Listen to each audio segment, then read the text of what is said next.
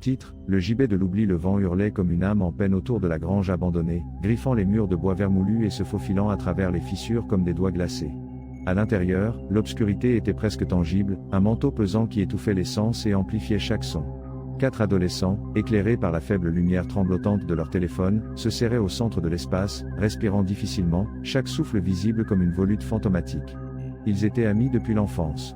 Liam, le leader, toujours impulsif et confiant, Maya, la sceptique, qui analysait chaque situation avec un esprit logique, Noah, le timide, toujours dans l'ombre des autres, et Chloé, la sensible, avec une imagination débordante et une peur latente de l'inconnu.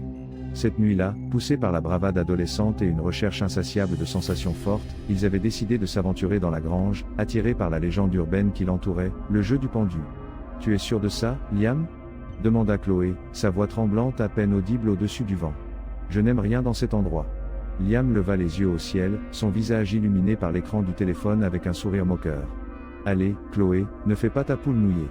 Ce n'est qu'une histoire. Tu as peur d'un fantôme, peut-être » Maya, bien que sceptique, ne put éviter de sentir un frisson lui parcourir le dos. On devrait peut-être partir. Cet endroit me donne de mauvais pressentiments.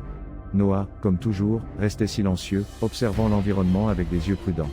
L'atmosphère de la grange était oppressante, un poids invisible qui lui rendait la respiration difficile. Au centre de la grange, suspendue au plafond comme un pendule macabre, oscillait une corde épaisse et effilochée.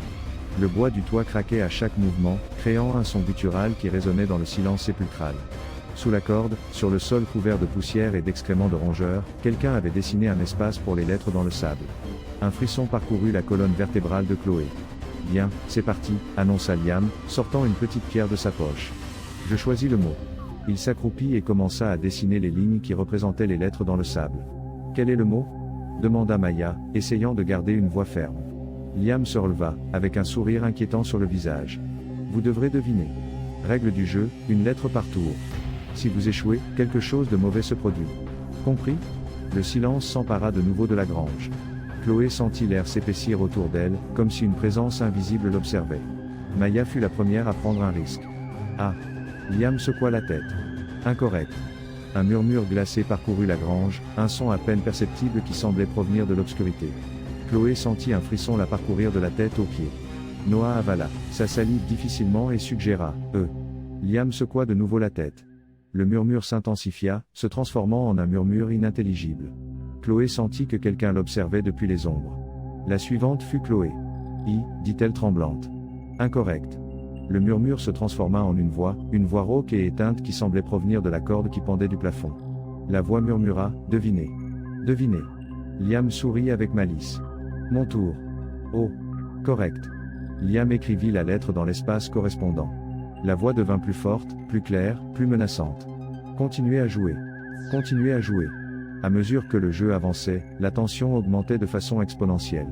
Chaque lettre incorrecte était suivie d'un murmure plus fort, d'une sensation de froid plus intense, d'une présence plus palpable. La grange semblait prendre vie, les ombres dansaient sur les murs craquaient et gémissaient comme s'ils étaient vivants. Le mot était de plus en plus clair, les lettres se révélaient lentement dans le sable. Mais à mesure qu'ils approchaient de la solution, la folie commençait à s'emparer d'eux. « N » dit Maya, avec une voix tremblante. « Incorrect. » Soudain, la corde commença à osciller violemment, comme si quelqu'un la poussait. Le vent hurlait avec plus de force, et la grange tremblait comme si elle était sur le point de s'effondrer. « Il faut qu'on s'en aille » cria Chloé, prise de panique. Mais Liam refusa de bouger. « On ne peut pas s'arrêter maintenant. On est très près. Devinez la lettre avant qu'il ne soit trop tard. » Noah, pris de terreur, ferma les yeux et cria « G. » Correct. Le mot était complet, pendu. Un silence sépulcral s'empara de la grange.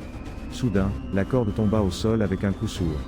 Et à sa place, flottant dans l'air, apparut une figure spectrale, la figure d'un homme avec une corde autour du cou, son visage décomposé par l'agonie. Le spectre du pendu émit un hurlement déchirant qui résonna dans toute la grange. Les adolescents crièrent de terreur, essayant de fuir, mais ils étaient paralysés par la peur. Le spectre se jeta sur Liam, ses mains osseuses l'attrapant par le cou. Liam cria, se débattit, essaya de se libérer, mais c'était inutile. Le spectre le souleva dans les airs, son visage rempli d'une fureur implacable. Chloé, Maya et Noah observèrent avec horreur comment le spectre étranglait Liam jusqu'à la mort. Quand Liam cessa de bouger, le spectre le lâcha et son corps tomba au sol avec un coup sec. Le spectre se tourna vers les autres, ses yeux vides remplis d'une méchanceté indescriptible. Maya et Noah crièrent et coururent vers la sortie, mais Chloé resta paralysée, incapable de bouger. Le spectre s'approcha de Chloé, son haleine glaciale caressant son visage.